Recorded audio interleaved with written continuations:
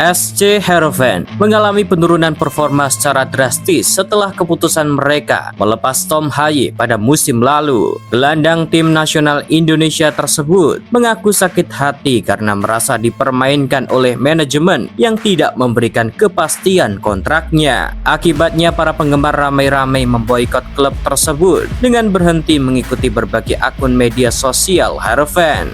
Jika tidak segera bangkit, klub berjuluk De Supervriezen itu terancam menghadapi degradasi dari Eredivisie atau Liga Utama Belanda. Kepergian Tom Haaye dari Heerenveen terjadi setelah klub gagal memberikan kejelasan mengenai masa depannya. Meskipun Haaye menjadi pemain andalan, namun manajemen enggan memperpanjang kontraknya. Tak heran jika gelandang kelahiran Belanda tersebut menjadi incaran berbagai klub besar Eropa, termasuk OGC Nice. Kabar ini dikonfirmasi oleh Transfermarkt yang melaporkan bahwa Tom Haaye akan segera berstatus tanpa klub.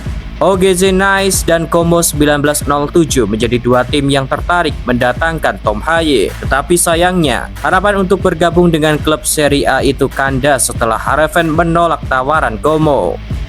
Saya sangat kecewa karena tidak diizinkan pindah ke Como. Kontrak saya sudah habis, tetapi mereka menahan saya, ungkap Haaye. Akhirnya, gelandang berusia 29 tahun itu memilih untuk bergabung dengan Almere City, klub yang juga pernah menjadi tempat bermain Stefano Lillipali. Haaye mengungkapkan bahwa kepindahannya ke Almere adalah keputusan yang tepat. Pilihan ini berdasarkan hati dan pikiran saya, katanya penuh percaya diri. Sementara itu, manajemen Heerenveen tetap merasa yakin bahwa mereka dapat menemukan pengganti Tom Haaye. Namun, para penggemar merasa marah dan menganggap keputusan klub tersebut sangat merugikan. Banyak yang menyalahkan manajemen karena mempermainkan kontrak Haaye. Bahkan beberapa fans Indonesia menyebut situasi ini sebagai bentuk karma. Beberapa dari mereka mendoakan agar SC Heerenveen terus terpuruk di musim ini.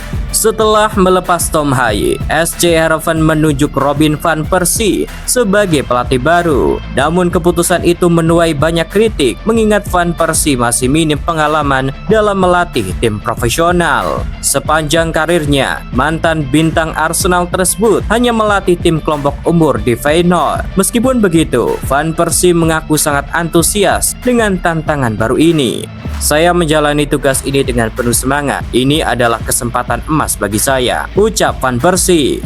Van Persie menargetkan agar SC Heerenveen bisa lebih baik dibandingkan musim sebelumnya. Ia ingin membawa tim asuhnya bersaing di papan atas klasemen Eredivisie. Sayangnya, semangat Van Persie tidak sejalan dengan performa tim di lapangan. SC Heerenveen memulai musim ini dengan kekalahan 1-0 atas Ajax Amsterdam. Meski sempat bangkit dengan menahan imbang FC Utrecht 1-1 dan menang 4-0 atas NAC Breda, tren positif tersebut tidak bertahan lama. Sebuah bencana besar datang ketika mereka dihancurkan AS Alkmaar dengan skor telak 9-1. Kekalahan ini mengingatkan Van Persie pada momen kelam saat dirinya masih menjadi pemain Arsenal. Kala itu ia dikalahkan skuad Manchester United dengan skor 8-2. Selesai pertandingan, sang pelatih Van Persie berkata, "Ini hasil yang sangat mengecewakan. Saya pernah merasakan kekalahan telak sebelumnya, tetapi itu adalah bagian dari sepak bola," ujar Van Persie. Kekalahan tersebut menjadi kepuasan tersendiri bagi para warganet Indonesia. Sebagian dari mereka menganggap bahwa ini merupakan sebuah balasan atas perlakuan buruk Heerenveen terhadap Tom Haaye. Bahkan tren negatif terus berlanjut ketika SC Heerenveen kembali tumbang dengan skor 2-0 dari FC Twente. Meskipun The Supervriezen menciptakan 12 tembakan, mereka gagal menebus pertahanan FC Twente yang dikawal dengan baik oleh Lars Anderstal. Sektor pertahanan dan lini tengah menjadi masalah utama terpuruknya performa Heerenveen. Tim seakan kehilangan jiwa permainan setelah ditinggalkan Tom Haaye yang sebelumnya menjadi andalan saat masih dilatih Kiefs van Wonderen. Simon Oysen dan Espen van Ewijk Dua pemain yang diharapkan menggantikan peran Haye gagal tampil konsisten. Ketika melawan AS Alkmaar, Huijsen hanya mendapatkan rating 5,9, sementara Van Ewijk mencatatkan akurasi umpan hanya 50%. Lini pertahanan Heerenveen juga tak kalah buruknya. Setelah ditinggalkan oleh Sven van Beek, Kasper Larsen yang didatangkan sebagai pengganti juga gagal menjalankan tugasnya dengan baik. Bek asal Denmark tersebut sering kalah duel dengan penyerang lawan.